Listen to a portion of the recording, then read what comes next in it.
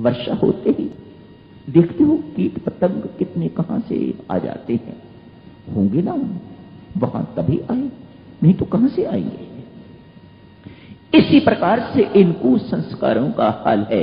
ये कुसंस्कार हमारे चित्त में इस प्रकार से पड़े हुए रहते हैं, मात्र अवसर ढूंढते हैं कब अवसर मिले और हम अपना काम दिखाएं। इनका काम आप भी तो कहते हो ना। आज सुबह ध्यान बहुत अच्छा लगा था। आज सुबह की रामायण जो थी बहुत अच्छी थी, बहुत अच्छी पढ़ने को लगी। इस वक्त कुछ मजा नहीं आया, मानो कोई कुसंस्कार आड़े आ गया है, कोई कुसंस्कार जागृत हो गया है। पड़ा हुआ था, अवसर ढूंढ रहा था, आज उसे मौका लगा है, आज उसने अपना काम दिखा दिया है। 1.5 घंटा बर्बाद करके रख दिया, कुछ पल्ले नहीं पड़ने दिया। क्यों? कोई कुसंस्कार आपके आड़े आ गया। मंत्रारूपी कुसंग ने कैकेयी की मति को विकृत कर दिया है, बिगाड़ के रख दिया है। आगे का काम मंत्रा नहीं कर रही, कैकेयी कर रही है। और वह कहती है मेरी जबान तेरे मुख में है कैकेयी। रात को करेंगे चर्चा है इसके आगे, अब यही समाप्त करने की इजाजत दीजिएगा। धन्यवाद। कभी कभार जाने अनजाने हमसे इस प्रकार की बात हो जाती है जिससे दो व्यक्तियों में दूरी हो जाती है या हो जाए। कभी प्रयास भी होता है, कभी अनायासी हो जाता है। दो व्यक्तियों में जब दूरी हो उस वृत्ति को मंत्र कहते हैं। किसी भी ढंग से हो, आप मुख से लिख के करें, मुख से कहें, बात थोड़ी सी तोड़ मोड़ के इस प्रकार से करें, समझ लीजिएगा कि इस वक्त मंत्रा सक्रिय है। भक्तजनों, जैसे ही मंत्रा आती है तो राम दूर चले जाते हैं। अभी देखा ना आपने, मंत्रा का आगमन हुआ, कैकेयी के हृदय में मंत्रा ने निवास कर लिया है तो राम दूर चले गए हैं, दशरथ से भी दूर चले गए हैं। उनके हृदय में भी किसी न किसी प्रकार की मंत्रा ने प्रवेश किया हुआ है। वह काम कहिएगा, कुछ कहिएगा, पर कुछ न कुछ तो उनके हृदय में भी हुआ है जो राम को दूर कर देता है। थोड़ी देर में समय लगा तो करेंगे थोड़ी इस बात की चर्चा। अभी मंत्रा को ही समझते हैं। भेद बुद्धि है ये, द्वैत बुद्धि है ये। यदि हमारा राम, हमारा घर एक है, हम एक ही की संतान हैं, तो फिर दो कहां से आ गए? द्वैत बुद्धि पैदा करती है ये मंत्रा। अपना अपना है, पराया पराया है। अरे अपने ही काम आते हैं, इसलिए तो भक्त की बात सोच।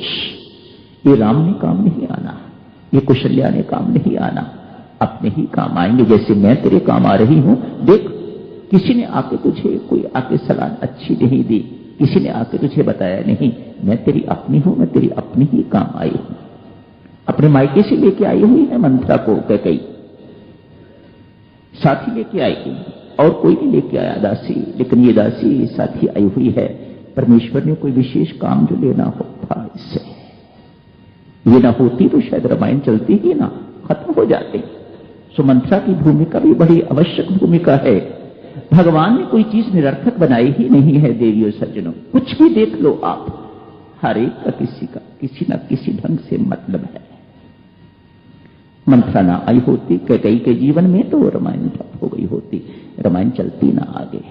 बस जितनी है पर्याप्त है। मंत्रा आ जाती है कैकेयी के जीवन में,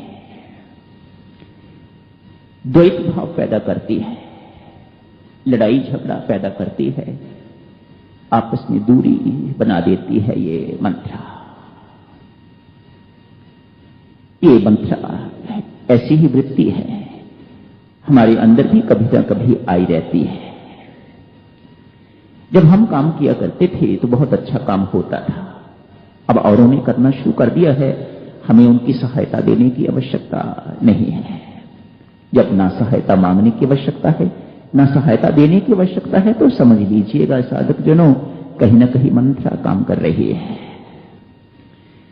स्वामी जी महाराज भी ये सोचें, मैंने अनेक वर्ष अमुक स्थान पर बिताए हैं, इसलिए मेरा उसी स्थान के साथ ही सब कुछ है, बाकी स्थान मेरे लिए कुछ नहीं है, तो ये स्वामी जी महाराज को बिल्कुल शोभा नहीं देता। और स्वामी जी महाराज ऐसा कर ही नहीं सकते। क्यों? उनकी तो मंत्रा मर गई हुई है और हमारी मंत्रा अभी जीवित है।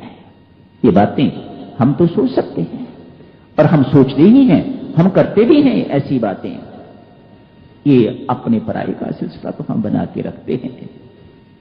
मध्य प्रदेश के हैं, यूपी के हैं, पंजाब के हैं, हिमाचल प्रदेश के हैं, दिल्ली के हैं। अब जब से दिल्ली वालों ने काम संभाला है, हमें कोई सहायता करने की इनकी आवश्यकता नहीं।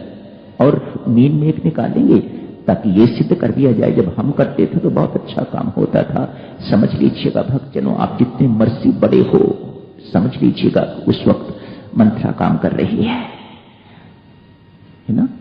मंत्रा काम कर रही है, सक्रिय है अंदर। आप भले ही ऊपर से बहुत जाप पाठ इत्यादि करने वाले हैं, पर कभी ना कभी जब ये वृत्ति आ जाती है तो समझना चाहिए कि मंत्रा भीतर सक्रिय हो गई है, मंत्रा हमारे जीवन में आ गई है। आज सुबह अर्ज करी थी आपसे, राजमहल में रोज कथा होती है।